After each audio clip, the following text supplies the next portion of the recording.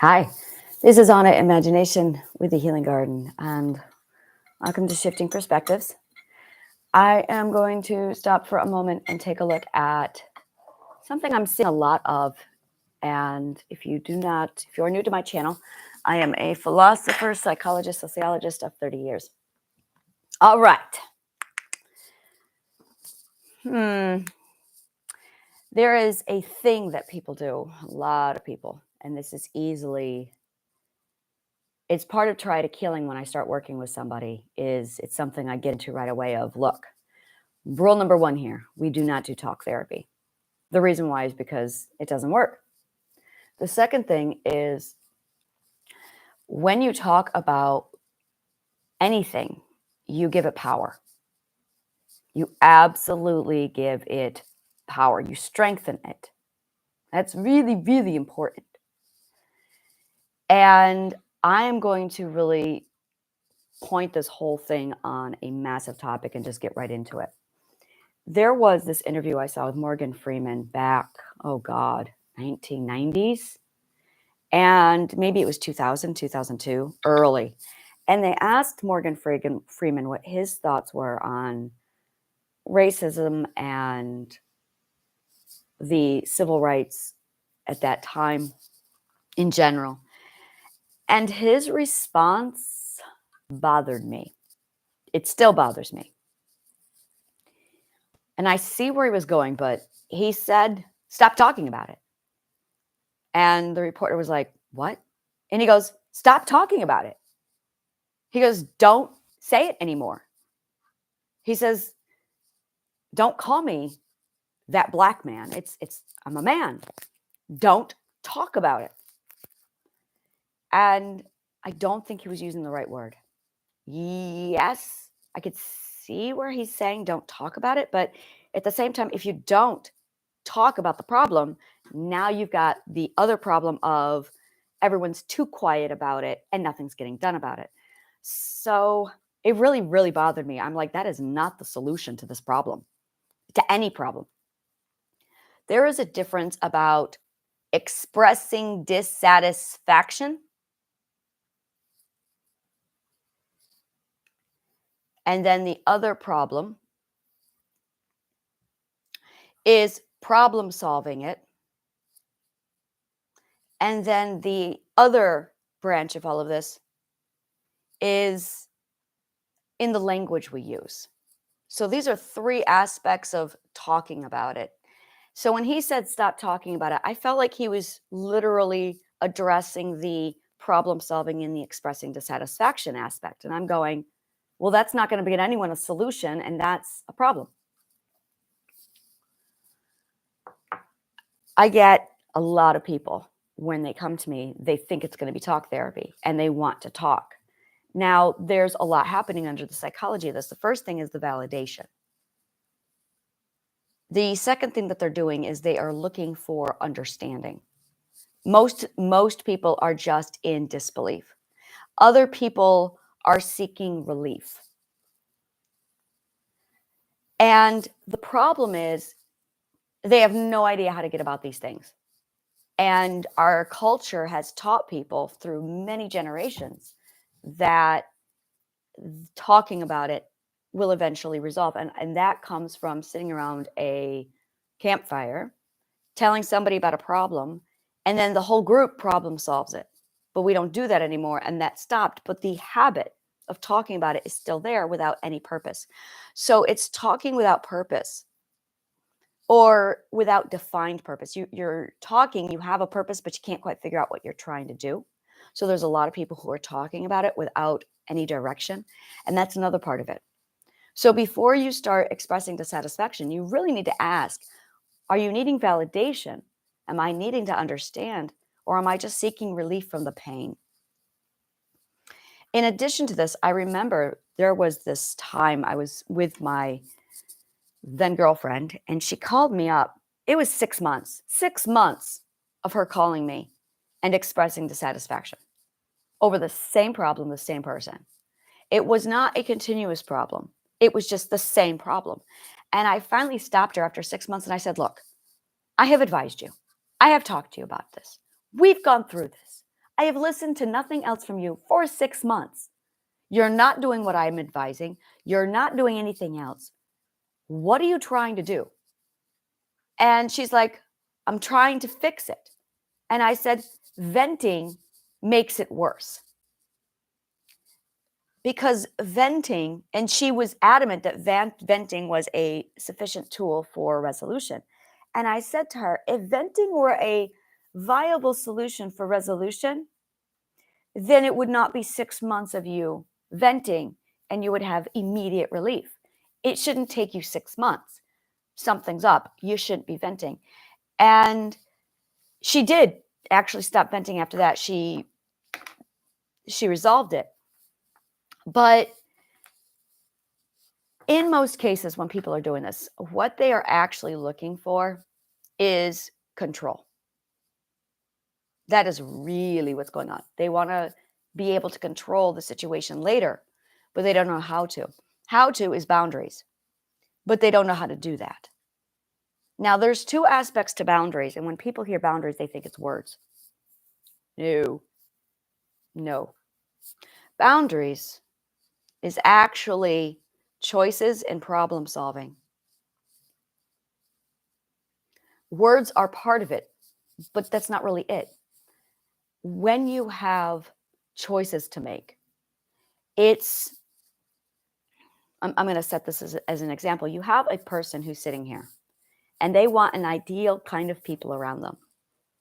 And then somebody comes along and they're bothering them. They're not compatible. And then this person is very unsatisfied. They're very upset. And there's one very clear option. Wow, this is the right answer. Wow, you are definitely not my people. And I need you to either respect my boundaries or I need to just not be around you. But this isn't something you say to them. It's something you need to know for yourself.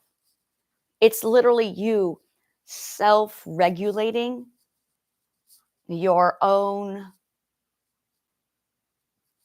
community. That's it, really. You are self-regulating your own community. But people don't know how to do this. The other thing is people are using community as a scarcity. They're in scarcity mindset. So they think, oh, this is the community I have and this is the only one I've got and there's nothing I can do about it. No, there's not. There's a lot you can do about it. We are usually looking at a problem with a lack of education. There are answers for these things. There are very defined, clear, this is what needs to get done. But, well, up until like right now, it's this is the education. So what needs to happen is you need to self-regulate your community. Use a bad experience as a metric as to how good you are at selecting people. In order to make sure you are good at selecting people, you need to make sure that you are trusting in the appropriate order and in the appropriate fashion. You need to make sure you are filtering the right people. You need to have defined who your people are, and you have to have selectively cherry-picked all of your people. One of the big things that I'm huge on is, and this is it. This is not just friends. This is not just partners. This is not just friends of friends. This also includes clients. This all, and we kind of do it with business. We kind of do it with clients where someone will say, oh, you had a bad experience with that client. Is that the kind of person you want to do business with anyway? And that's a really big key to this, is if you don't want to do business with them, there's why would you? And there is something in our culture where business and friendships, business and lovers are separated. And I am so against that. In fact, I only do business and I only do business with friends. And I have one particular person, love him to pieces. And he keeps saying, Anna, we're friends first, we're friends first. And in my mind, every time I'm going, no, it's the same thing. I only do business with friends. And friendship is a business. Maybe I should tell him that. Maybe I should tell you. You do know that friendship is a business, right? And it is.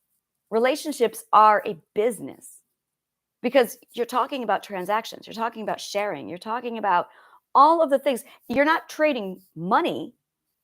What you're trading for is other resources. And the difference between a client, a friend, and a lover, and a husband or a partner, a spouse, is what resource you're trading for. And that's it. That is it. There is no other difference. So every time you enter into a friendship, you're actually entering into a business ship. Business ship. Oh, do I love that? I love that. Do I love that? Holy shit. I may have found my perfect ship. Just give me a minute. This is probably why I struggle with friendships and relationships, is because they didn't make sense to me. And this is why, is because I'm going, you tell me what the difference is between a relationship and a business ship, because a friendship is a client. But instead of doing a transaction based off of money, you're doing a transaction based off of your own personal joy and resources and your personality. And this, I really want you to think about it this way, because let's assume you have somebody who, let's talk about Sad from Inside Out. Let's use her as an example. As sweet as Sad is in the movie, she is not the kind of person I want in my life. And the reason why is because I don't want someone who I have to constantly cheer up all the time. Furthermore, I don't want someone in my life who I have to constantly give a pep talk to.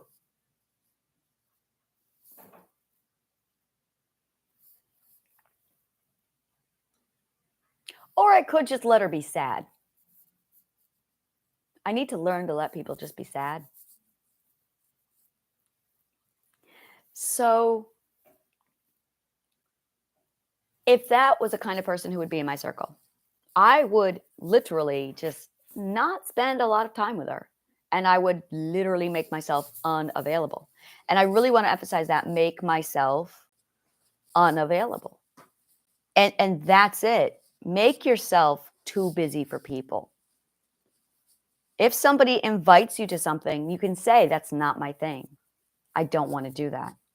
If somebody is a difficult client, tell them, yeah, this is not something we should be, like, this is not going to work.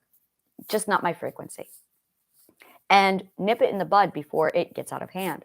The flip side of all of this is, if you have somebody who has managed to be in your circle frequently and you're tolerating them for somebody else, you shouldn't be doing that. I have a rule of thumb. Every time a person complains, they have failed to use their boundaries. If you are complaining, it's because you have not used your boundaries. If you used your boundaries, you would have absolutely nothing to complain about. So instead of complaining, expressing dissatisfaction, step back and say, well, that was a red flag that I should have used my boundaries. How should I have used my boundaries? Now, boundaries, and this is so difficult because everyone's hearing them and a lot of people do not understand them. A boundary is not communication.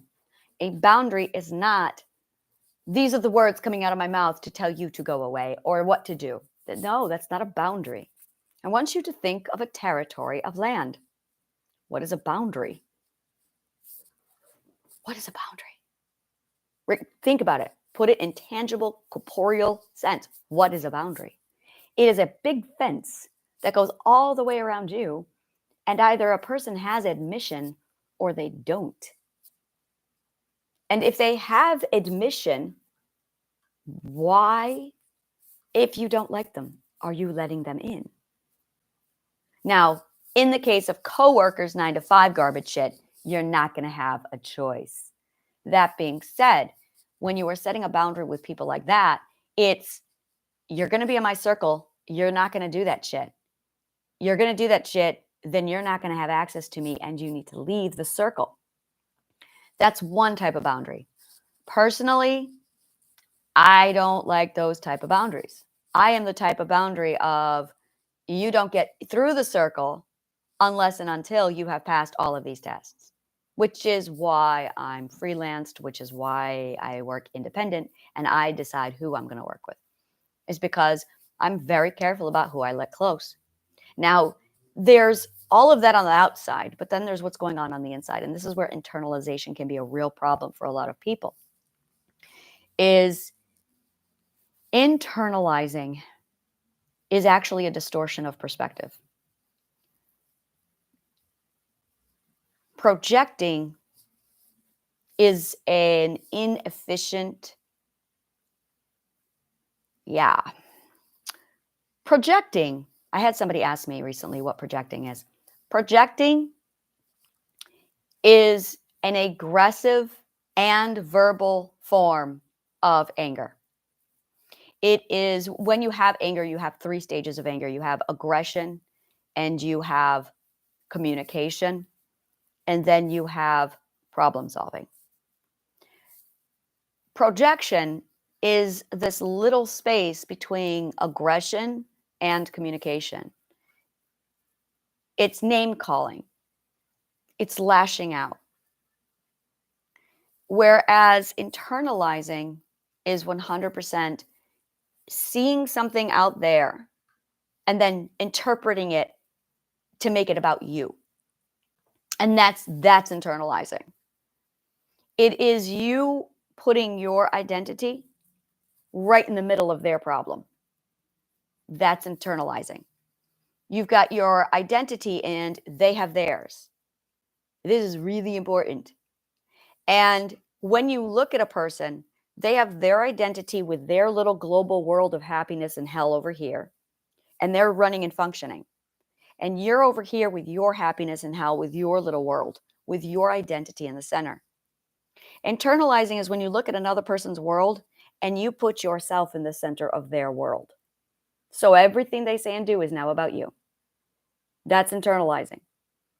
It's hearing somebody complain about X and you going, oh, that's me. They're talking about me. Projecting is when you lash out at somebody because of what you're not doing in here. That's when you're in here in your own little world, something happens, and instead of dealing with your little world, you are taking your identity and forcing it in the middle of someone else's world. And that's actually happening in both cases. You're taking your identity and putting it in the middle of someone else's world. The difference is internalizing is silent and it's defensive, whereas projection was aggressive and it's an attack. But either way, what are you doing putting your identity in the middle of someone else's world? This is really, this is really it. And I think I need to do a lot of work on, I know why we do it. It's basically, it's identity displacement. It is very much identity displacement. Oh, good God, is it? I want to call up one of my case buddies right now and say, all right, let's do a session right now. We're going to talk about this. Identity displacement.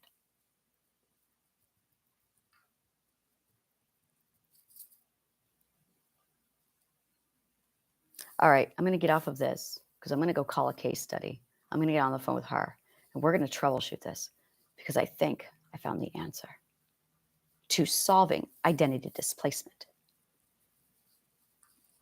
Because what it is taking your identity and shifting it right into the middle of someone else's world. And then you either lash out and project, or you internalize and you make yourself attacked. But the problem is you've shifted your identity into somebody else's displacement. You've put yourself there. Why have you put yourself there?